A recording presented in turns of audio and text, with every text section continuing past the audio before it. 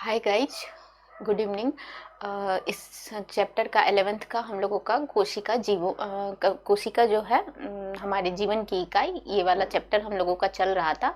तो इससे पहले हम लोग गोल्जी काय से पहले हम लोग अंतःप्रद्रवी ज्वालिका तक कर लिए थे। ठीक है, उसमें हम लोग स्टार्टिंग में जो क्लास था उसमें हम लोग क्या पढ़े थे कि जो कोशिका है उसका मतलब उसकी खोज किसने की थी। जैसे रॉबर्ट हुक किए थे, है ना।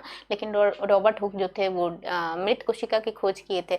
फिर दूसरे जो वैज्ञानिक आए थे, साइंटिस्ट, वो किसका खोज किए थे, तो लिविंग कोशिका की खोज किए थे, है ना, जीवित कोशिका की, एंट वॉन ल्यूइनहुक। उसके बाद दूसरे एक साइंटिस्ट आए थे, पुरकेनजी, जो कि उसके अंदर जो कोशिका के अंदर जो जेली जैसा पदार्थ होता है उसके बारे में बताए थे। उसके बाद जो साइंटिस्ट आए थे वो सेल थ्योरी दिए थे, है ना, कोशिका का सिद्धांत दिए थे। कोशिका के सिद्धांत में दो सदस्य वैज्ञानिक थे, सिल्डेन और श्वान। सिल्डेन जो है वो जर्मन बोटनिस्ट थे, है ना, वनस्पति वैज्ञानिक थे, वो वनस्पति के बारे में बताए थे। और फिर जो श्वान थे वो जंतु वैज्ञानिक थे, जंतु के बारे में बताए थे। ठीक है, तो ये सारी चीजें हम लोग इससे पहले पढ़े थे। उसके बाद हम लोग देखे थे कि जो केंद्रक होता है किसी भी कोशिका के अंदर, वो केंद्रक के आधार पर हम लोग कितने तरह की कोशिका कितने प्रकार की होती है। तो दो प्रकार की हो रही थी, एक प्रोकैरियोटिक, है ना, और दूसरा यूकैरियोटिक। तो जो प्रोकैरियोटिक कोशिका थी उसका जो केंद्रक था वो वेल डेवलप नहीं था, है ना, मतलब कि अधूरा था, है ना, पूर्ण नहीं था। उसका जो केंद्रक था, पूर्ण केंद्रक का अभाव था उसमें। लेकिन जो यूकैरियोट थी उसकी कोशिका बिल्कुल सत्य थी, है ना, ट्रू थी। और फिर यही सब हम लोग देखे थे, है ना। उसके बाद हम लोग कुछ सेल ऑर्गेनेली के बारे में पढ़े थे। जैसे कि साइटोप्लाज्म जो है, कोई भी कोशिका है उसके अंदर जो ये लिक्विड वाला पदार्थ होता है ना, तरल पदार्थ जेली जैसा, उसको साइटोप्लाज्म कहते थे, है ना, वो वाले हम लोग पढ़े थे। और फिर अंतःप्रद्रवी ज्वालिका के बारे में पढ़े थे, है ना। अंतःप्रद्रवी ज्वालिका भी दो प्रकार की होती थी। कौन सा, एक प्रोटीन का संश्लेषण करता था और दूसरा लिपिड का संश्लेषण करता था। यहाँ तक हम लोग पढ़ लिए थे। अब दूसरा हम लोग यहाँ से स्टार्ट करेंगे, Golgi body. Golgi body, Golgi काय बोलते हैं, हिंदी में क्या बोलते हैं, गोल्जी काय, और इंग्लिश में क्या बोलते हैं, गोल्जी बॉडी। तो सबसे पहले इसकी खोज सर्वप्रथम कैमिलो, कौन किए थे, कैमिलो गोल्जी किए थे। ठीक है, कैमिलो गोल्जी जो थे वो सर्वप्रथम किसकी खोज किए थे, गोल्जी काय की खोज किए थे। ठीक है, दूसरी बात बोली जा रही है, इसे पादप कोशिकाओं में डिप्टियोसोम कहा जाता है। यही गोल्जीसोम अगर जंतु कोशिका में है ना, जंतु कोशिका में है, तो इस जंतु कोशिका में अगर ये पाया जा रहा है तो इसको क्या बोलते हैं हम लोग, गोल्जी काय बोलते हैं। लेकिन अगर यही पादप कोशिका में पाया जाता है ना, पादप कोशिका के अंदर जो ये इस तरह से रहेगा, तो इसी को हम लोग क्या बोलेंगे, क्या बोलते हैं, इसको डिप्टियोसोम बोलते हैं। क्या बोलते हैं, डिप्टियोसोम बोलते हैं। यही जो है सबसे पहले खोज किसने की थी, गोल्जी काय का, गोल्जी बॉडी का सबसे पहले खोज किसने की थी, तो कैमिलो गोल्जी ने किया था। ठीक है, कैमिलो गोल्जी जो वैज्ञानिक थे उन्होंने सबसे पहले खोज किए थे इसका, गोल्जी काय का। और यही गोल्जी काय जो अगर पादप कोशिका में पाई जाती है तो उसको डिप्टियोसोम कहते हैं। ठीक है, यहाँ तक आपको बात समझ में आई होगी कि डिप्टियोसोम किसको कहते हैं। ठीक है, गोल्जी काय इस तरह से, इस तरह की संरचना होती है, ऑलमोस्ट उतना सिमिलर तो नहीं, लेकिन हाँ इस तरह की संरचना होती है। ठीक है, इस तरह की संरचना होती है। तो ये इसी को क्या कहते हैं, गोल्जी काय बोलते हैं। ठीक है, दूसरा देखिएगा, गोल्जी काय का कार्य, इसका कार्य क्या होता है, फंक्शन क्या होती है इसकी। तो सबसे पहला है सेक्रेशन, श्रावण। जो सेक्रेशन है वो सेक्रेशन करने का काम कौन करता है, गोल्जी काय जो है वो सेक्रेशन करने का काम करती है, श्रावण करने का काम करती है। क्या सेक्रेशन करती है, तो यह गोल्जी काय का मुख्य कार्य है। क्या गोल्जी काय का, ये जो सेक्रेशन काम है, श्रावण करना, ये जो है गोल्जी काय का क्या है, सबसे मुख्य कार्य है। किस चीज का, थैलियों में पॉलीसेक्राइड्स, किसका, पॉलीसेक्राइड्स एवं किसका, एंजाइम आदि एकत्रित होते रहते हैं। ये जो थैली होती है इस तरह से, ये जो थैली है, ये जो साइड साइड से ये जो है, यहाँ पे क्या होती है ना, ये वाला जो स्पेस है, यहाँ पे क्या होता है कि बोला जा रहा है कि थैलियों में पॉलीसेक्राइड्स एवं एंजाइम आदि एकत्रित होते रहती है। ठीक है, ये जो थैली जैसी है उसमें क्या पॉलीसेक्राइड्स और एंजाइम क्या होता है, इसका सेक्रेशन करके ये इसको क्या करता है, एकत्रित करके इकट्ठा करके रखता है। ठीक है, दूसरा बात क्या बोली जा रही है, जिन्हें गोल्जी काय समय समय पर कोशिका की सतह पर बाहर स्रावित करते रहते हैं। मान लो कि ये कोशिका है, ठीक है, ये कोशिका है और इस कोशिका में ये इस तरह से गोल्जी काय पाया जा रहा है इसके अंदर में। ठीक है, तो ये जो गोल्जी काय इसके अंदर में है, ये गोल्जी काय क्या करता है, इसका जो पॉलीसेक्राइड्स है और एंजाइम है, इस दोनों को क्या करता है कि सेक्रेशन करके, श्रावण करके, स्टोर करके उसको अपने अंदर क्या करता है, एकत्रित करके एक जगह रखता है। और जब जरूरत पड़ती है कोशिका को तो ये समय समय पर क्या करता है, कोशिका को देता है बाहर, सतह पर बाहर श्रावित करता है। तो इस कोशिका के सतह पर इसको जब जरूरत होती है कोशिका को, तो इस सतह पे ये क्या करता है, इस तरह से श्रावित कर देता है ना, मतलब उसको दे देता है।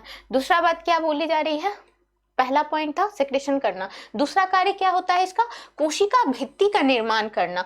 ये जो कोशिका भित्ति का निर्माण होता है, ये कोशिका भित्ति, इस कोशिका भित्ति के निर्माण में भी ये क्या करता है, मदद करता है। देखो क्या बोला जा रहा है, कोशिका भित्ति के निर्माण के समय गोल्जी काय द्वारा कौन सा, हेमीसेल्यूलोज, क्या हेमीसेल्यूलोज का क्या होता है, श्रावण किया जाता है। जिस समय कोशिका भित्ति बनती है उस समय कौन से एंजाइम का सेक्रेशन होता है, हेमीसेल्यूलोज का एंजाइम का सेक्रेशन होता है। ठीक है, तो इसका फंक्शन सबसे पहला कि ये सेक्रेशन का काम करेगा, क्या सेक्रेट करेगा, तो पॉलीसेक्राइड का सेक्रेशन करता है और क्या, एंजाइम का सेक्रेशन करता है। ठीक है, और उसको सेक्रेशन करके करता क्या है, अपने पास इकट्ठा करके जमा करके रखे रहता है ना, एकत्रित करके। और जब जरूरत होती है कोशिका को तो वो समय समय पे थोड़ा थोड़ा सा निकाल के कोशिका के बाहर सतह, बाहरी सतह पे उसको भेजते रहता है, देते रहता है जब उसका जरूरत होता है कोशिका को। तो ठीक है,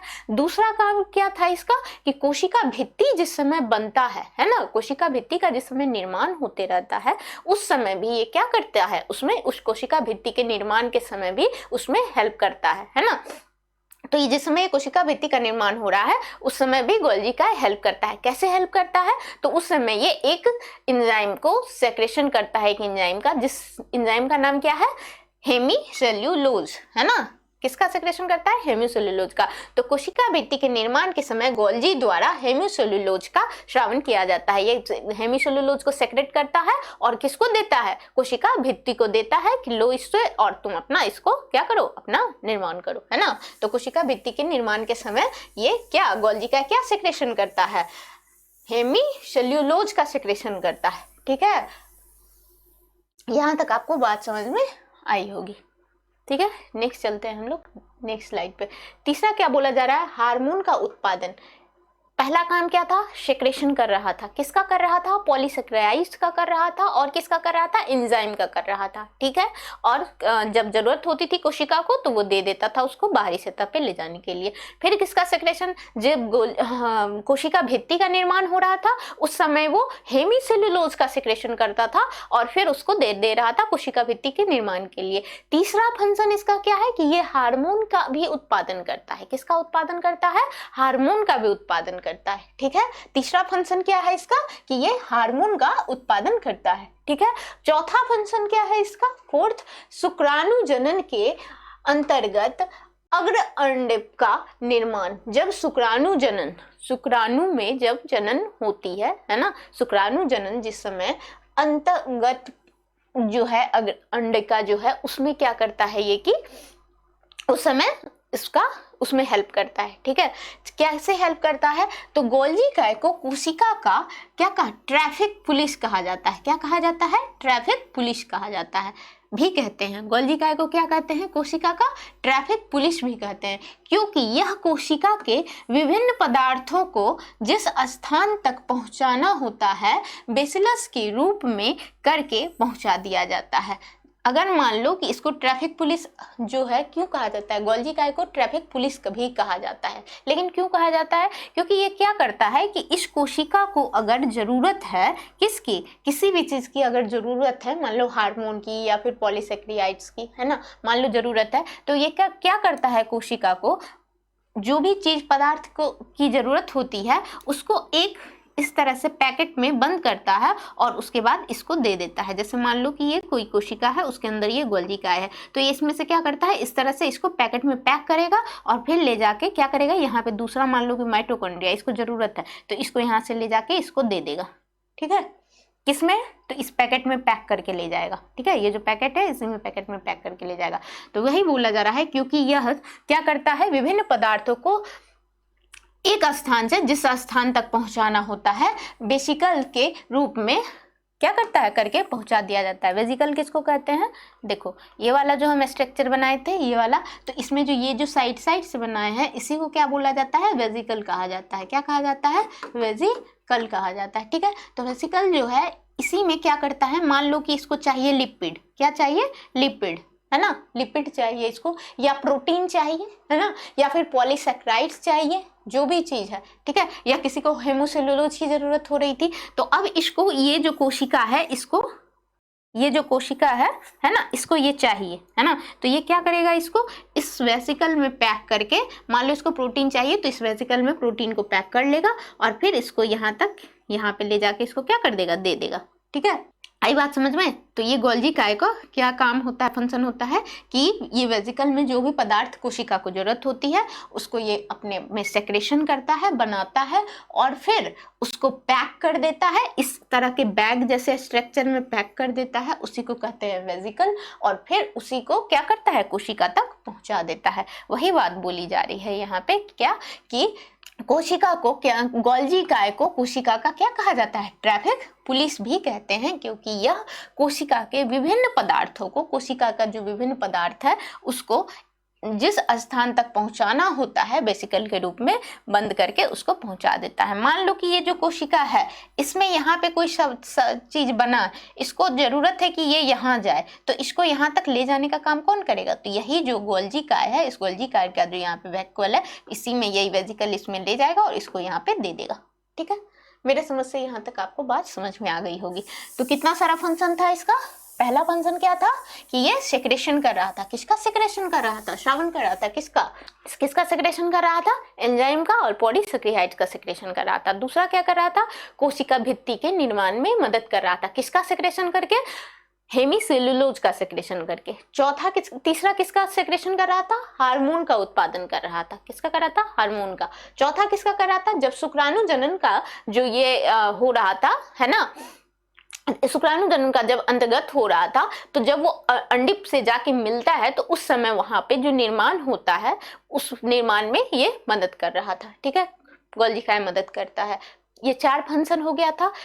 पांचवा क्या बोला जा रहा था कि गोल्जी काय को क्या बोला जाता है, ये जो इतना सारा काम कर रहा है इसीलिए इसको क्या कहा जाता है, ट्रैफिक पुलिस कहते हैं। और ट्रैफिक पुलिस क्यों कहते थे, क्योंकि कोई भी सामान जो अगर मान लो कोशिका को जरूरत है तो वो उस सामान को एक वेसिकल में क्या करता है, बंद कर देता है ना, जैसे प्रोटीन लिपिड जो भी चाहिए उसको कोशिका को, उसमें उसको अपना सेक्रेशन करेगा, उसको बंद करेगा और ले जाकर उस कोशिका को दे देगा कि लो भाई, है ना। यहाँ तक आ गई बात समझ में।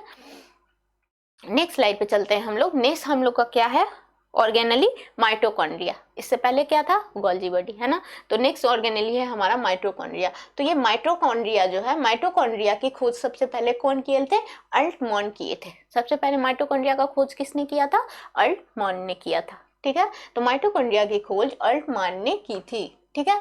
इन्होंने बायोप्लास्ट नाम दिया था। जब माइटोकॉन्ड्रिया की सर्वप्रथम खोज किसने की थी, अल्टमॉन ने किया था। तो ये इसका नाम क्या दिए थे, बायोप्लास्ट दिए थे। क्या दिए थे, बायोप्लास्ट दिए थे। लेकिन फिर सन 1897 में सी बेरा, है ना, कौन, 1897 में सी बेरा ने इसको माइटोकॉन्ड्रिया नाम दिया। जो सबसे पहले अल्टमॉन साइंटिस्ट थे, खोज उन्होंने ही की थी, लेकिन नाम इसका माइटोकॉन्ड्रिया नहीं दिया। उन्होंने क्या नाम दिया, बायोप्लास्ट नाम दिया था। ठीक है, फिर दूसरे साइंटिस्ट जो आए 1897 में, सी बेरा जिसका नाम था, उन्होंने माइटोकॉन्ड्रिया नाम दिया। ठीक है, माइटोकॉन्ड्रिया नाम कौन दिए? ये साइंटिस्ट दिए। ठीक है, यहाँ तक आपको बात समझ में आई कि कौन साइंटिस्ट जो है क्या किए। नेक्स्ट चलते हैं हम लोग। ये स्ट्रक्चर देखिए, ये माइटोकॉन्ड्रिया का स्ट्रक्चर है ना। किसका स्ट्रक्चर है? माइटोकॉन्ड्रिया का। तो ये जो माइटोकॉन्ड्रिया का स्ट्रक्चर है, ये देखिए, जिस समय हम लोग पढ़ रहे थे पहले ही क्लास में, तो उसमें क्या था कि एक परत वाला था और फिर एक जिसमें कि वो डबल मेम्ब्रेन था, है ना। तो ये जो डबल मेम्ब्रेन था, दो परत जिसमें था, है ना, दो लेयर था। तो वो दो लेयर देखिए, जो माइटोकॉन्ड्रिया होता है इसमें क्या होता है, एक आउटर लेयर होता है ना, एक आउटर लेयर होता है, और एक इसके अंदर में क्या होता है, ये इनर वाला लेयर होता है ना। एक आउटर लेयर होता है और एक इनर लेयर होता है। ये जो ग्रीन ग्रीन सा है, ये क्या है, जो डार्क ग्रीन है वो आउटर लेयर, और उसके जस्ट अंदर में क्या है, एक इनर लेयर है ना। दूसरी बात कि इसमें क्या होता है, माइटोकॉन्ड्रिया जो है उसका अपना एक क्या होता है, डीएनए पाया जाता है। फिर उसमें राइबोसोम भी पाया जाएगा। राइबोसोम प्रोटीन का सिंथेसिस करेगा। ठीक है, उसके बाद जो ये वाला जो इस तरह का स्ट्रक्चर दिख रहा है आपको, जो कि इंटरनल मेम्ब्रेन ही ऐसे करके बनाता है, उसके अंदर जो लिक्विड पदार्थ होता है, ठीक है, उसके अंदर कुछ जेली जैसा पदार्थ होता है, उसी को हम लोग क्या कहते हैं, मैट्रिक्स कहते हैं। क्या कहते हैं? मैट्रिक्स कहते हैं। और ये जो माइटोकॉन्ड्रिया है उसमें एक छोटा छोटा सा गोल गोल सा इस तरह से क्या होता है, ये पाया जाता है, उसको ग्रेनुल्स बोलते हैं। और इस माइटोकॉन्ड्रिया के सरफेस पे जो ये मेम्ब्रेन है, वहां पे भी छोटा छोटा सा क्या होता है, पोरिन प्रोटीन पाया जाता है। ठीक है, और ये इनर लेयर होता है, ये वाला जो लेयर है ये क्या है, इनर लेयर है, और ये वाला जो लेयर है इसको क्या बोलेंगे हम लोग, आउटर लेयर बोलेंगे। और इस इनर और आउटर, है ना, ये जो आउटर वाला लेयर है, ये जो इनर वाला लेयर है, इसके बीच में जो ये वाला स्पेस पाया जा रहा है, इसी स्पेस को इंटर मेम्ब्रेन स्पेस बोलते हैं। मतलब एक बाहरी वाला लेयर है आउटर मेम्ब्रेन, और एक उसके आउटर मेम्ब्रेन के जस्ट अंदर में जो मेम्ब्रेन है इनर मेम्ब्रेन, और इस दोनों के बीच में जो गैप है इसी को हम लोग क्या कहते हैं, इंटर मेम्ब्रेन स्पेस बोलते हैं। ठीक है, यहाँ तक आई बात समझ में। और यही इंटर मेम्ब्रेन स्पेस जो है ना, ये जो इंटर मेम्ब्रेन स्पेस है आपका, ये वाला जो इंटर मेम्ब्रेन स्पेस है, इसके अंदर जो ये फोल्ड होके बनाया है, इस फोल्ड के अंदर जो लिक्विड पाया जाता है उसी को क्या कहते हैं, मैट्रिक्स बोलते हैं। ठीक है, मेरे समझ से यहाँ तक आपको बात समझ में आई होगी। ठीक है, तो माइटोकॉन्ड्रिया का सबसे पहले खोज किसने किए थे, ऑल्टमान किए थे, है ना। लेकिन नाम उन्होंने माइटोकॉन्ड्रिया नहीं दिया था, नाम उन्होंने बायोप्लास्ट दिया था। माइटोकॉन्ड्रिया नाम कौन दिए, 1897 में दिए थे। कौन दिए थे, सी बेरा ने दिया था। ठीक है, उसके बाद माइटोकॉन्ड्रिया में दो लेयर पाया जाता है, इनर और आउटर, है ना। आउटर लेयर होता है एक बाहरी परत, और फिर उसके जस्ट अंदर में एक लेयर होता है, उसको क्या बोलते हैं, इनर मेम्ब्रेन, और उस दोनों के बीच में जो जगह होता है उसको बोलते हैं इंटर मेम्ब्रेन स्पेस। ठीक है, तो नेक्स्ट किस पे चलते हैं हम लोग, नेक्स्ट स्लाइड पे। नेक्स्ट में क्या बोला जा रहा है कि माइटोकॉन्ड्रिया का आकार एवं संरचना। माइटोकॉन्ड्रिया का आकार एवं संरचना, तो माइटोकॉन्ड्रिया का आकार और संरचना को तो हम लोग यहाँ फिगर से देख लिए, है ना। आगे देखिए, माइटोकॉन्ड्रिया का आकार एवं संरचना क्या बोला जा रहा है, संरचना एवं संख्या। माइटोकॉन्ड्रिया का आकार कैसा होता है, उसकी संरचना एवं संख्या कितनी होती है, इसके विषय में देखिए। पहला पॉइंट क्या बोला जा रहा है कि माइटोकॉन्ड्रिया जो है ये छड़नुमा, माइटोकॉन्ड्रिया कैसा दिखाई कैसा देता है, छड़नुमा दीर्घवृत्ताकार, छड़नुमा दीर्घवृत्ताकार, है ना, ऐसा रहता है। ठीक है, छड़नुमा दीर्घवृत्ताकार, गोलाकार, अंडाकार आदि आकृति के होते हैं। ठीक है, छड़नुमा स्ट्रक्चर भी होता है इसका, है ना, गोलाकार स्ट्रक्चर भी होता है ना, गोलाकार भी होता है, अंडाकार भी होता है, और कैसा, अंडाकार आदि आकृति का होता है। तो ऐसा नहीं जरूरी है कि माइटोकॉन्ड्रिया हमेशा इस तरह का स्ट्रक्चर बने तो ऐसा ही होगा, है ना। ये चारों प्रकार का इसका क्या होता है, आकार होता है। ठीक है, माइटोकॉन्ड्रिया छड़नुमा जैसा भी दिखाई देता है, छड़नुमा दीर्घवृत्ताकार जैसा दिखाई देता है, गोलाकार भी होगा, और अंडाकार आदि आकृति के होते हैं। ठीक है, दूसरी बात क्या बोली जा रही है, सामान्यतः इनकी संख्या कोशिकाओं में 40 से 50 हो सकती है। कितना हो सकती है, 40 से 50 हो सकती है। यकृत की कोशिकाओं में इनकी संख्या 1500 तक होती है। कितनी होती है? 1500 तक होती है। तो ये जो इसका आकार जो होता है माइटोकॉन्ड्रिया का, ये जिस तरह से अलग अलग आकार का हो सकता है, उसी तरह से इसकी संख्या जो होती है वो, अगर हम नॉर्मल कोशिका की एक बात बोले तो उसमें 40 से 50 माइटोकॉन्ड्रिया पाया जा सकता है। ठीक है, कितनी कोशिका हो कितनी माइटोकॉन्ड्रिया हो सकती है? 40 से 50। ठीक है, लेकिन अगर वही हम यकृत कोशिका की बात करेंगे तो उसमें माइटोकॉन्ड्रिया का संख्या कितना होता है? 1500 होता है। कितना होता है? 1500 होता है। क्यों? जो भी सेल जितना ज्यादा एक्टिव होता है, कोई भी कोशिका बहुत ज्यादा अगर एक्टिव कोशिका होती है, मतलब वर्क बहुत ज्यादा करती है, वहां पे माइटोकॉन्ड्रिया की संख्या ज्यादा होती है। क्या होती है? वहां पे माइटोकॉन्ड्रिया की संख्या ज्यादा होती है। ठीक है, माइटोकॉन्ड्रिया का आकार बता दिए। उसके बाद क्या देखिए, सामान्यतः इनकी संख्या कितनी होती है? 40 से 50 होती है। और फिर यकृत कोशिका जो होती है, इस यकृत कोशिकाओं में इनकी संख्या कितना हो सकती है? 1500 तक हो सकती है। मेरे समझ से यहाँ तक इस सेंटेंस में आपको कोई दिक्कत नहीं होगी। आकार और इसका नंबर संख्या आपको पता चल चुका है। ठीक है, नेक्स्ट इस पॉइंट पे चलते हैं हम लोग। नेक्स्ट पॉइंट में क्या बोला जा रहा है? माइटोकॉन्ड्रिया 2 कलाओं से घिरी होती है। अभी मैं बताइए आपको, माइटोकॉन्ड्रिया कितनी कला से घिरी होती है? 2 कला से घिरी होती है। ये आउटर मेम्ब्रेन, बाह्य परत, और दूसरा इनर मेम्ब्रेन। और इस दोनों के बीच में ही जो ये वाला स्पेस है, इसी को हम लोग क्या कह रहे थे? Inter membrane space. तो वही बोली जा रही है, माइटोकॉन्ड्रिया 2 कलाओं से घिरी होती है। ठीक है, कितनी कलाओं से? 2 कलाओं से घिरी होती है। बाहरी कला चिकनी होती है। ये जो बाहरी वाला कला होता है, ये बाहरी वाला जो परत होता है, ये कैसा होता है? चिकनी होती है। ठीक है, बाहरी कला चिकनी होती है, जबकि अंदर की कला जीव द्रव्य में अंदर की ओर उंगलियों के समान प्रवर्धक बनाती है। क्या करती है? जबकि अंदर की जो कला होती है, ये वाला जो है, यही इस तरह से मुड़ मुड़ के, है ना, इस तरह का जो स्ट्रक्चर बनाता है ना। ये कौन बनाता है? ये जो अंदर वाला है ना, वही अंदर की कला जो है, वही जीव द्रव्य के अंदर, ये जो अंदर की जो ये वाला जो अंदर वाला कला है, ये जीव द्रव्य, क्योंकि कोई जो कोशिका है, उस कोशिका के जो अंदर में जो ये द्रव्य होता है, इसी को तो जीव द्रव्य कहते हैं, है ना। और इस जीव द्रव्य के अंदर में ही तो ये वाला कोशिका ऐसे फोल्ड हो के इस तरह का स्ट्रक्चर बना रहा है ना। तो इसीलिए जीव द्रव्य के अंदर की ओर उंगलियों के समान, ये जो ऐसे ऐसे बना हुआ है, ये कैसा है? उंगलियों के समान नहीं है, तो उंगलियों के समान प्रवर्धन बनाती है ना। ये जो उंगलियों के समान प्रवर्धन बनाती है, इसी को हम लोग क्या कहते हैं? शिखर या क्रिस्टी कहते हैं। क्या कहते हैं? शिखर या क्रिस्टी कहते हैं। ठीक है, कोई दिक्कत नहीं, शिखर या क्रिस्टी कहते हैं। ठीक है, देखो ये वाला, ये जो है, ये क्या है? बाहरी परत है ना। 2 कला से बनी होती है, एक ये वाला और दूसरा ये वाला, है ना। तो ये 2 कला से जो बनी हुई है, तो इसका जो ये बाहरी कला है, ये प्लेन है ना। और ये जो इनर वाला जो है ना, अंदर वाली जो कला है, यही उंगलियों के जैसे स्ट्रक्चर नहीं बना रही है, उंगलियों की तरह क्या संवर्धक बना रही है। इसी को हम लोग क्या कहते हैं? क्रिस्टी बोलते हैं। क्या बोलते हैं? क्रिस्टी। इसी को क्या बोलते हैं? क्रिस्टी बोलते हैं। ठीक है, आई बात समझ में?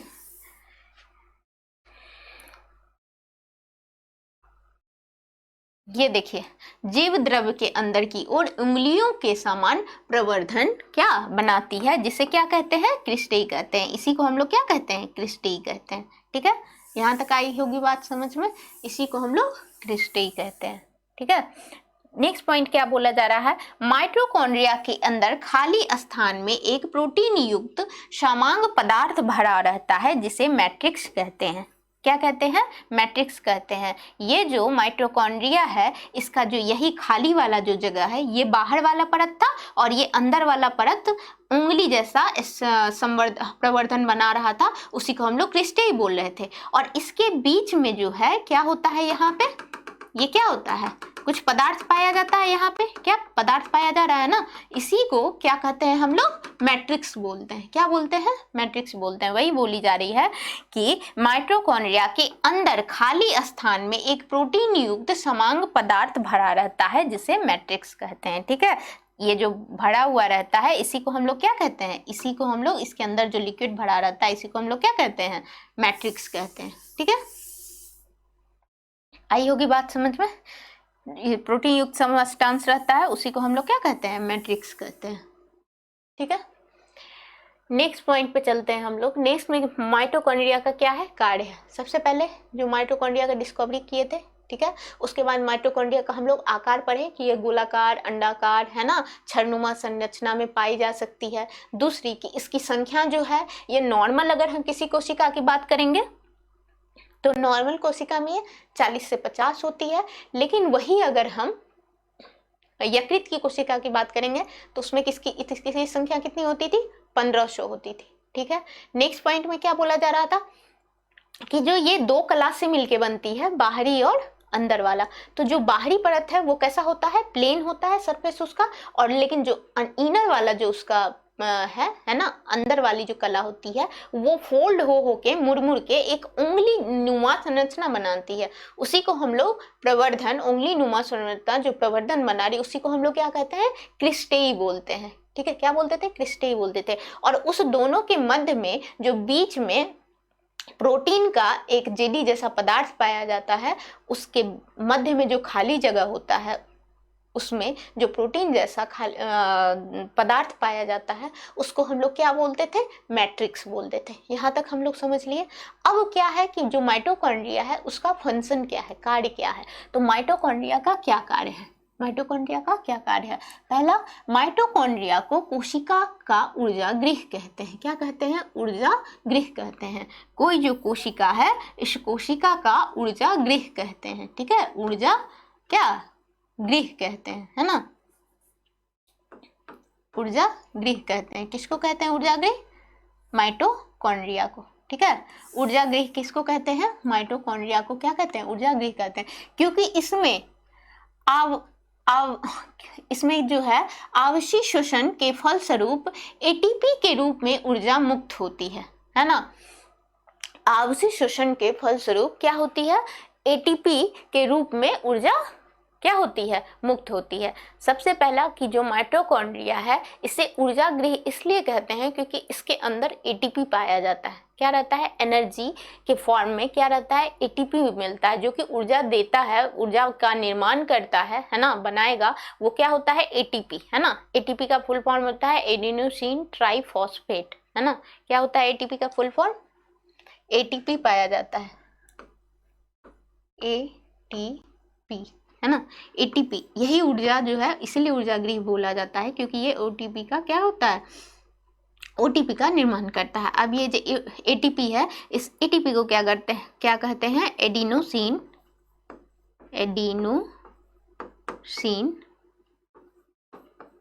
ट्राइफॉस्फेट, क्या कहते हैं, एडिनोसिन ट्राइफॉस्फेट। ठीक है, इसका फुल फॉर्म है। तो ये जो एडिनोसिन ट्राइफॉस्फेट है इसी को क्या कहते हैं, इसके फलस्वरूप एटीपी के रूप में ऊर्जा मुक्त होती है। ये जो एटीपी है ये ऊर्जा गृह कहते हैं किसको, माइटोकॉन्ड्रिया को। और माइटोकॉन्ड्रिया के अंदर जो एटीपी होती है इस एटीपी को क्या किया जाता है कि ऊर्जा मुक्त किया जाता है, मतलब एटी को निकाला जाता है बाहर, उसी को क्या कहते हैं, एटीपी, ऊर्जा मुक्त करती है। ठीक है, दूसरा क्या बोला जा रहा है, माइटोकॉन्ड्रिया को मैट्रिक्स के में क्रेब्स चक्र में संबंधित विभिन्न एंजाइम पाए जाते हैं, यही पर क्रेब्स चक्र अभिक्रिया संपन्न होती है। क्रेब्स चक्र मतलब क्रेब्स साइकिल, क्या चलता है, क्रेब्स साइकिल, है ना, एक क्रेब है ना साइकिल होता है, क्रेब साइकिल, जिसको हम लोग क्या कहते हैं, क्रेब चक्र कहते हैं। ये जो क्रेब्स चक्र है, जब ऊर्जा का निर्माण किया जाता है या फिर ऊर्जा का जहां हमको यूज होता है ना, जहां पे एनर्जी का यूज है वहां पे हम एनर्जी को खर्च करेंगे, जहां पे ऊर्जा का यूज है वहां हम एनर्जी को ले जाएंगे ना, देंगे ना उसको, तभी तो वो वर्क करेगा कोशिका। मान लो कोई कोशिका है जहां पे एटीपी नहीं बन रहा है ना, लेकिन उसको एटीपी चाहिए, ऊर्जा चाहिए, तो ये एटीपी उसको देता है ले जाके कि हाँ भाई तू रख और इससे क्या है अपना काम कर लो, है ना। तो कोशिका को एटीपी चाहिए, ऊर्जा चाहिए होती है ना, लेकिन ऊर्जा जो है वो ऊर्जा लाएगा कहाँ से, उसके पास ऊर्जा तो है नहीं। तो जो माइटोकॉन्ड्रिया है इसको ऊर्जा गृह इसलिए कहते हैं क्योंकि इसके पास एटीपी होती है ना। और ये जो एटीपी होता है इस एटीपी को वो क्या करता है, जिस कोशिका को जरूरत होती है उसे ले जाके वो देता है और कहता है तुम अपना फंक्शन कर लो, है ना, मतलब इसका काम कर लो, एनर्जी की जरूरत होगी तो। वही बोली जा रही है कि माइटोकॉन्ड्रिया का जो मैट्रिक्स होता है, माइटोकॉन्ड्रिया जो था हमारा स्ट्रक्चर है ना, इसमें जो ये हमारा ये जो स्ट्रक्चर था, इसके अंदर जो ये स्ट्रक्चर था, इसको क्या कह रहे थे? मैट्रिक्स कह रहे थे, है ना। ये जो मैट्रिक्स था, ये जो मैट्रिक्स था, इसी मैट्रिक्स में क्या होता है? क्रेब्स साइकिल जो चलता है, ये कहाँ चलता है? इसी मैट्रिक्स में चलता है। से संबंधित विभिन्न एंजाइम पाए जाते हैं। जो ये क्रेब्स साइकिल चलता है, उसमें जो एंजाइम की जरूरत होती है ना, वो कहाँ बनता है? इस मैट्रिक्स में बनता है। तो जब क्रेब्स साइकिल चलता है तो उसमें ये जो एंजाइम पाए जाते हैं, यहीं पर क्रेब्स साइकिल अभिक्रिया संपन्न होती है, वो इसको बनाता है। इसके अंदर क्या होता है? क्रेब्स साइकिल चलेगा और फिर ये इसके अंदर जो भी एंजाइम होगी वो उस क्रेब्स साइकिल में जो यूज होगा उसको ये देगा कि ठीक है, ये मैं बना के तुमको दे रहा हूँ। ठीक है, यहाँ तक आई बात समझ में? एटीपी का क्या, एटीपी को क्या कहते हैं? ये एटीपी के फलस्वरूप जो है देता है। तो एटीपी को क्या बोलते हैं? Adenosine triphosphate. एटीपी का फुल फॉर्म होता है एडिनोसिन ट्राइफॉस्फेट। ठीक है, और एटीपी के रूप में ही ये इसको क्या करता है? देता है। ठीक है, किसी भी कोशिका को दे देता है ये एनर्जी यूज करने की। ठीक है, नेक्स्ट पॉइंट पे चलते हैं हम लोग। नेक्स्ट क्या बोला जा रहा है? नेक्स्ट जो ऑर्गेनली है, नेक्स्ट ऑर्गेनली क्या है हम लोग का? लवक, है ना, जिसको हम लोग इंग्लिश में क्या कहते हैं? प्लास्टिड। क्या कहते हैं हम लोग? प्लास्टिड कहते हैं। ठीक है, शॉर्टकट हिंदी में इसको क्या बोला जाता है?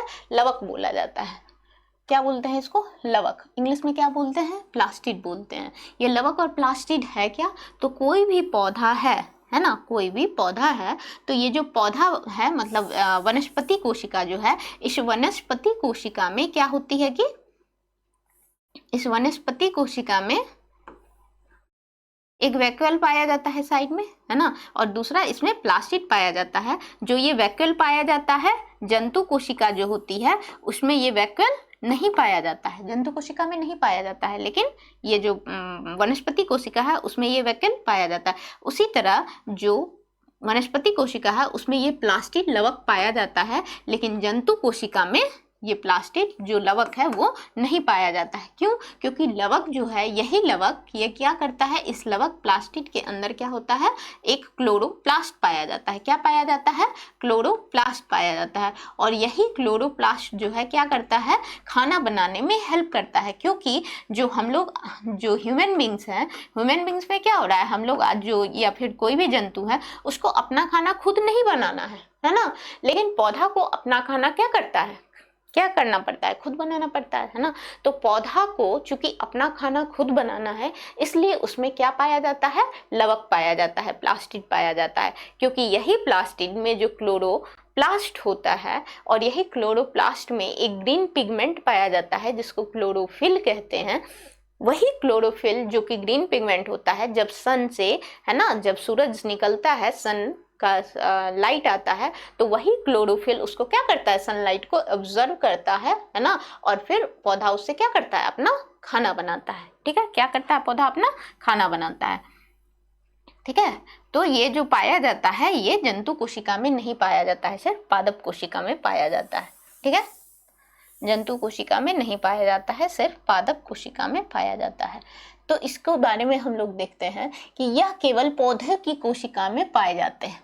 ठीक है, जो लवक है ये किसमें? सिर्फ पौधे कोशिका में पाए जाते हैं, जंतु कोशिका में नहीं पाए जाते हैं। ठीक है, दूसरी बात कि यह केवल पौधे की कोशिका में पाए जाते हैं, क्योंकि पौधों को अपना खाना खुद बनाना है। जंतु हम लोग को तो बना बनाया ये पौधे रहते हैं, तो हम लोग उसको लाते हैं तोड़ के। हम लोग खाना को क्या करते हैं?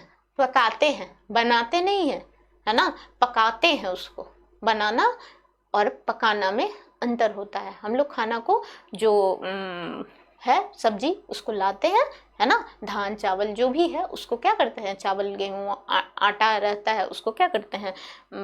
उसको घर में लाते हैं और फिर उससे रोटी पकाते हैं, है ना। जो चावल रहता है उसको बनाते हैं। ऐसा थोड़ी है कि हम लोग चावल को बना रहे हैं, उसका निर्माण कर रहे हैं, है ना। तो उसी को क्या बोला जाता है कि लेकिन पौधे को अपना क्या करना होता है, खाना खुद बनाना होता है। तो यही बात बोली जा रही है, यह केवल पौधे की कोशिकाओं में पाए जाते हैं। प्रोकैरियोट्स तथा जंतु कोशिका में अनुपस्थित होते हैं। जो लवक जो है ये केवल पौधों की कोशिका में पाए जाते हैं, प्रोकैरियोटिक तथा जंतु कोशिका में, है ना, प्रोकैरियोटिक तथा जंतु कोशिका में अनुपस्थित होते हैं। ठीक है, अनुपस्थित होते हैं, नहीं पाए जाते हैं। दूसरी बात क्या बोली जा रही है, इसकी खोज हेकल ने, कौन, हेकल ने 1865 में की थी। कौन किए थे, इसकी सबसे पहले खोज जो थे वो हेकल ने 1865 में की थे। ठीक है, दूसरी बात क्या बोली जा रही है, लेकिन इसका नाम प्लास्टिड सिम्पर ने, कौन, सिम्पर ने 1885 में रखा, है ना। इसका नाम जो है ये प्लास्टिड किसने दिया, सिम्पर ने दिया। खोज किसने की थी 1665 में, सबसे पहले हेकल ने हेकल किए थे, लेकिन प्लास्टिड नाम किसने दिया था 1885 में, प्लास्टिड नाम किसने दिया, तो सिम्पर ने दिया था। ठीक है, यहां तक आपको बात समझ में आई होगी। ठीक है, कि प्लास्टिड जो है ये किसमें, सिर्फ पौधे में पाया जाता है, जंतु कोशिका और प्रोकैरियोट्स में नहीं पाए जाते हैं। ठीक है, दूसरा देखिए, लवक के प्रकार। लवक जो है ये 3 प्रकार का होता है। कितने प्रकार का होता है, 3 प्रकार का होता है। कौन कौन सा, अवर्णी लवक, दूसरा वर्णी लवक और तीसरा हरित लवक। कितने प्रकार का लवक होता है, अवर्णी लवक, दूसरा वर्णी लवक और तीसरा हरित लवक। ठीक है, लवक जो है ये 3 प्रकार का होता है। ठीक है, नेक्स्ट चलिए देखिए, अवर्णी लवक किसको कहते हैं। लवक जो है ये 3 प्रकार का होता है, लेकिन लवक जो है सिर्फ पहले पौधे में पाया जाता है, जंतु में लवक नहीं पाया जाता है। ठीक है, दूसरी बात क्या बोली जा रही है कि ये जो लवक है ये 3 प्रकार का होता है। सबसे पहला टाइप क्या है हम लोग का, अवर्णी लवक। ये जो अवर्णी लवक है इसको हम लोग इंग्लिश में क्या कहते हैं, ल्यूकोप्लास्ट। क्या कहते हैं, ल्यूकोप्लास्ट। अवर्णी लवक, अवर्णी लवक ये कैसा होता है, रंगहीन लवक होता है। ये कैसा होता है, रंगहीन, कलरलेस होता है। इसमें किसी भी तरह का रंग नहीं होता है, किसी भी तरह का कलर नहीं होता है। ये नहीं बोल सकते हैं कि ये हरा दिखता है, ये काला दिखता है, ये पीला दिखता है ना। इसका मतलब रंग हम लोग बोलते हैं ना, जैसे कि इसके बारे में बोल लेते हैं कि पौधा कैसा दिखता है, ग्रीन दिखता है ना, हरा दिखता है, लेकिन इसके बारे में हम लोग नहीं बोल सकते हैं ये कैसा होता है, इसके पास कोई कलर नहीं होता है, ये रंगहीन होता है। ठीक है, तो अवर्णी लवक कैसा होता है, ये रंगहीन लवक होते हैं, जो पौधों को भोज्य पदार्थ संग्रह करने वाले भागों जैसे भूमिगत तनों या जड़ों आदि में पाए जाते हैं। ये जो अवर्णी लवक है, ये अवर्णी लवक पाया कहाँ पे जाता है, सबसे पहले कि ये कलरलेस होता है, रंगहीन होता है, इसमें कोई रंग नहीं होता है। और ये पाया कहाँ पे जाता है, तो भूमिगत तनों में। भूमिगत तनों में, जो धरती के अंदर जो तुम्हारा तना है ना, जो प्लांट है, पौधा है, पौधा का जो तना है, उस तना में, भूमिगत तनों में, या फिर उसका जो जड़ है ना, या जड़ों के में आदि में पाए जाते हैं। ठीक है, और ये कहाँ पे, भोज पदार्थ करने वाले भाग, जैसे भूमिगत तना या जो जड़ है, जो कि भोजन, पौधा का भोजन जो कि स्टोर करके रखने वाला काम कर रहा है, पदार्थ को संग्रह करने का काम करता है, उस पदार्थ, भोज्य पदार्थ को जहाँ पे संग्रह किया जाता है वहीं पे पाया जाता है क्या, उसी को बोलते हैं अवर्णी लवक। ठीक है, ये कहाँ पाया जाता है, जहाँ पे भोजन को संग्रह, भोज्य पदार्थ को संग्रह करके रखना पड़ता है ना, रखा जाता है, जैसे कि भूमिगत तना या जड़, वहीं पे पाया जाता है क्या, अवर्णी लवक। ठीक है, सबसे पहला ये रंगहीन होता है, और जो पौधों के भोज्य पदार्थ संग्रह करने वाले स्थान, पौधा का जो भोज्य पदार्थ संग्रह करने वाला स्थान होता है, कौन होता है, भूमिगत तना या फिर जड़ आदि में पाए जाते हैं, तथा भोज्य पदार्थ का संग्रह करते हैं, वहां पे पाए जाते हैं, और भोज्य पदार्थ को क्या करते हैं, संग्रह करने का काम करते हैं। खाने पीने का जो पदार्थ है उसको ये क्या करता है, स्टोर करके रखने का काम करता है। ठीक है, अब जो ये अवर्णी लवक है ये भी 3 प्रकार का होता है। सबसे पहले हम लोग देखें कि लवक जो है ये 3 प्रकार का होता है, अवर्णी लवक, वर्णी लवक और हरित लवक। अब जो हम लोग वर्णी लवक देखे हैं ये रंगहीन होता है, कहाँ रहता है, तो पौधे को जो भोज्य पदार्थ है उसको स्टोर करके रखने, संग्रह करके रखने का काम करता है, और दूसरा ये कहाँ पाया जाता है, भूमिगत तनों जड़ों में पाया जाता है। ठीक है, ये जो है, अब ये जो अवर्णी लवक है ये भी 3 प्रकार का होता है। कितने प्रकार का होता है, 3 प्रकार का। किस क्या होता है? पहला प्रोटीनोप्लास्ट, दूसरा एमाइलोप्लास्ट और तीसरा एआलो। ठीक है, पहला क्या होता है? प्रोटीनोप्लास्ट, दूसरा क्या होता है? एमाइलोप्लास्ट और तीसरा क्या होता है? इलायोप्लास्ट। ठीक है, यहाँ तक बात आपको समझ में आ गई होगी कि जो लवक है वो भी 3 प्रकार का होता है, वर्णी लवक, अवर्णी लवक और क्या? हरित लवक। और जो ये अवर्णी लवक है ये भी 3 प्रकार का होता है, प्रोटीनोप्लास्ट, एमाइलोप्लास्ट और इमाइलोप्लास्ट, है ना, इलायोप्लास्ट। नेक्स्ट देखिए, नेक्स्ट क्या है? वर्णी लवक। वर्णी लवक किसको कहते हैं? वर्णी लवक हरे रंग को छोड़कर अन्य सभी रंग वाले लवक को वर्णी लवक कहा जाता है। पौधों के रंगहीन भाग जैसे पुष्प, फल, कलिकाएं आदि में पाए जाते हैं। वर्णी लवक किसको कहते हैं? वर्णी लवक हरा, पौधे में जो हरा वाला भाग है ना, अगर हम उस हरे वाले भाग को छोड़ दें, हरे रंग वाले भाग को छोड़ दें, तो बाकी सारे जितने भी कलर पार्ट आते हैं, है ना, बाकी जो भी रंग का कलर पार्ट आ रहा है उसको हम लोग क्या कहते हैं? वर्णी लवक कहते हैं। ठीक है, उसको हम लोग क्या कहते हैं? वर्णी लवक कहते हैं। अब ये वर्णी लवक में कहाँ पे पाया जाता है ना, जैसे कि पुष्प, फल, कलिका, ये सब का जो कलर होता है, ये कलर कौन देता है? वर्णी लवक की वजह से आता है। ठीक है, वर्णी लवक ही जो है ये इस सब को कलर देता है। तो ये सब वर्णी लवक कहाँ पाए जाते हैं? पुष्प में, फलों में, कलिकाएं में। ठीक है, जो भी ग्रीन पार्ट है, हरे कलर का रंग है, वहां पे पौधा का जो ग्रीन पार्ट है उसको छोड़ के बाकी हर जगह क्या पाया जाता है? वर्णी लवक पाया जाएगा।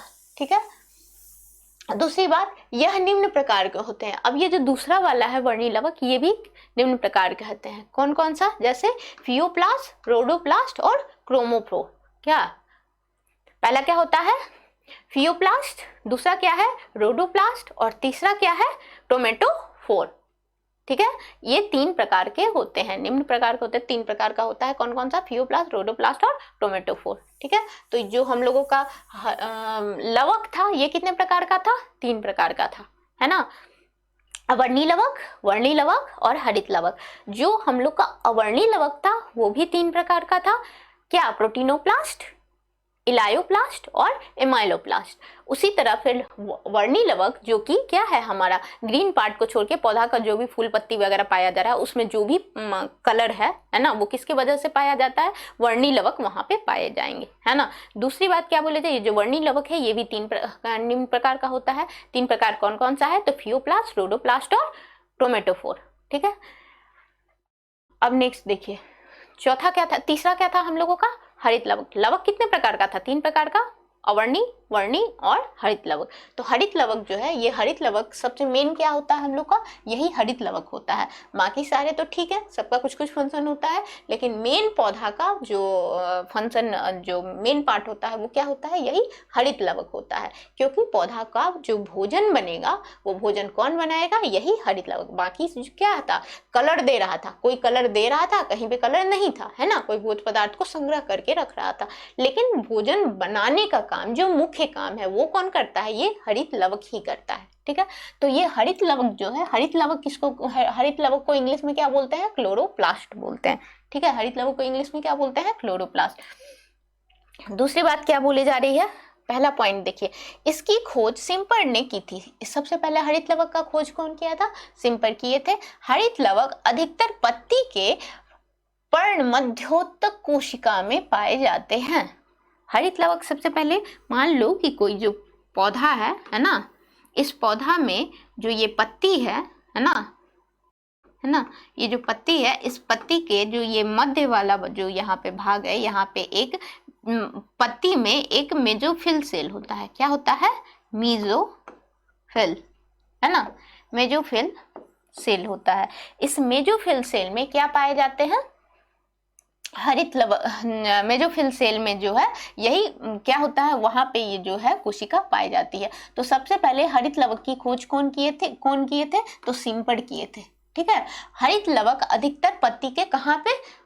पत्ती के मध्य मेसोफिल सेल में ही हरित लवक पाया जाता है। कहाँ पाया जाएगा हरित लवक? मेसोफिल सेल में पाया जाता है। ठीक है, दूसरा पॉइंट क्या बोला जा रहा है? हरित लवक के भीतर एक अर्धकोश द्रव्य पदार्थ भरा होता है। हरित लवक जो होता है उसमें एक द्रव्य पदार्थ पाया जाता है ना। ये जो हरित लवक है, देखिए क्लोरोप्लास्ट का ये हरित लवक का क्या है? स्ट्रक्चर है। इसका जो ये मध्य वाला भाग है, यहाँ देखिए इसमें कुछ भरा हुआ रहता है ना, तो जिसे पीठिका स्टोमा कहते हैं। क्या कहते हैं? स्ट्रोमा कहते हैं। ये जो इसके अंदर जो पदार्थ भरा हुआ रहता है इसी को क्या कहते हैं? स्ट्रोमा कहते हैं। क्या कहते हैं? स्ट्रोमा, है ना। ये वाला देखिए जगह यहाँ पे लिखा हुआ है, स्ट्रोमा कहते हैं। क्या कहते हैं? स्ट्रोमा कहते हैं। ठीक है, तो जो ये हरित लवक है ना, उसी को इंग्लिश में क्या कहते हैं? क्लोरोप्लास्ट। और इसका जो ये वाला जो जगह है, खाली वाला जगह, इसमें देखिए ये जो भरा हुआ है इसी को क्या कहते हैं? स्ट्रोमा कहते हैं। ठीक है, तो वही बात बोली जा रही है, हरित लवक के भीतर एक अर्धठोस द्रव्य पदार्थ भरा होता है जिसे पीठिका स्ट्रोमा कहते हैं। बाह्य तथा अंतःकला के बीच स्थित खाली स्थानों को पेरिप्लास्टिडियल स्थान कहते हैं। ये जो बाह्य परत है ना, ये वाला क्या है? बाह्य परत है। अब इस बाह्य परत में और ये जो अंदर वाला परत है ना, ये अंदर वाला जो है, इस दोनों के बीच में जो ये वाला जगह पाया जा रहा है ना, इसी को हम लोग क्या कहते हैं? पेरिप्लास्टिडियल स्थान कहते हैं। क्या कहते हैं? पेरिप्लास्टिडियल स्थान कहते हैं। ठीक है, क्या कहते हैं? पेरिप्लास्टिडियल स्थान कहते हैं। किसको कहते हैं? इसी को कहते हैं। ठीक है, ये जो बाह्य वाला परत है ना, ये वाला जो है ये क्या है? बाह्य परत है। और ये वाला क्या है? अंदर वाला परत है ना। तो इस बाह्य और अंदर में ये वाला परत अंदर और ये वाला बाहर, तो इस दोनों के मध्य में जो ये बीच में जो जगह पाया जा रहा है, ये वाला जो जगह है इस दोनों के बीच में, इसी को हम लोग क्या कहते हैं? पेरिप्लास्टिडियल स्थान कहते हैं। ठीक है, पेरिप्लास्टिडियल क्या कहते हैं? स्थान कहते हैं। मेरी समझ से यहाँ तक बात आपको क्लियर हो गई होगी। ठीक है, खाली स्थान को पेरिप्लास्टिडियल स्थान कहते हैं। नेक्स्ट चलते हैं हम लोग। नेक्स्ट में क्या बोला जा रहा है? हरित लवक के कार्य। जो हरित लवक जो है उसका फंक्शन क्या होता है? क्या कार्य होता है? तो देखिए, हरित लवक का मुख्य कार्य सूर्य के प्रकाश की उपस्थिति में वायुमंडलीय कार्बन डाइऑक्साइड CO2 को क्या करता है? ये CO2 को जब सन का लाइट आता है ना, जब सन लाइट आ रहा है, सन है ना, तो सन का लाइट है ना, सनलाइट लेता है और फिर क्या करता है? इस CO2 को लेता है और क्या करता है? अपना इस दोनों को, सनलाइट और CO2 को लेके क्या करता है? अपना खाना बनाता है ना, भोजन बनाता है। क्या बनाता है? इस दोनों को लेके भोजन बनाएगा, है ना। कौन बनाएगा? यही हरित लवक बनाएगा। ठीक है, तो वही बोला जा रहा है, हरित लवक का मुख्य कार्य सूर्य के प्रकाश की उपस्थिति में वायुमंडलीय, जो कि इन्वायरमेंट में, वायुमंडल में क्या है? कार्बन डाइऑक्साइड CO2 पाया जा रहा है ना। कार्बन डाइऑक्साइड CO2 जो पाया जाता है, उस CO2 को ये लेता है। सूर्य का किरण जब उपस्थित होता है तो ये CO2 को ले लेता है इन्वायरमेंट से, और सूर्य का किरण तो मिल ही रहा है, और इसका उपयोग करता है और कार्बोहाइड्रेट का निर्माण करता है। किसका? कार्बोहाइड्रेट का। ये जो कार्बन डाइऑक्साइड है इसको लेगा और किसका? कार्बोहाइड्रेट का निर्माण करेगा। और अतः हरित लवक को कोशिका का रसोई घर कहा जाता है। जैसे कि गोल्जी गाय को ट्रैफिक पुलिस कहा जा रहा था। क्यों? क्योंकि वो एक वेहिकल में पैक करके एक सामान को दूसरी जगह पहुंचा रहा था, है ना। दूसरी बात, जो माइटोकॉन्ड्रिया था उसमें ऊर्जा गृह उसको कहा जाता था, क्योंकि वो ATP का स्टोर करके रखने का काम करता था। उसी तरह हरित लवक जो कि भोजन बना रहा है ना, भोजन को बना रहा है, इसीलिए इसको क्या कहा जाता है? पौधे का रसोई घर कहा जाता है। हरित लवक को कोशिका का जो कोशिका जो है, मतलब पौधे का जो कोशिका है, उसको उसका क्या कहा जाता है? रसोई घर कहा जाता है। ठीक है, पौधा का जो, वनस्पति का जो कोशिका है उसमें जो ये हरित लवक पाया जाता है उसे पौधे का, कोशिका का क्या कहते हैं? रसोई घर कहते हैं। ठीक है, यहाँ तक आपको बात समझ में आई होगी। क्या करता है ये? सूर्य का किरण लेता है, CO2 लेता है और कार्बन डाइऑक्साइड बना के फिर अपना भोजन बनाता है। इसीलिए जो है हरित लवक को क्या कहते हैं? रसोई घर भी कहते हैं। ठीक है, यहाँ तक आपको बात समझ में आई होगी। नेक्स्ट है लाइसोसोम, लेकिन आज हम लोग हरित लवक तक ही रखते हैं। ठीक है।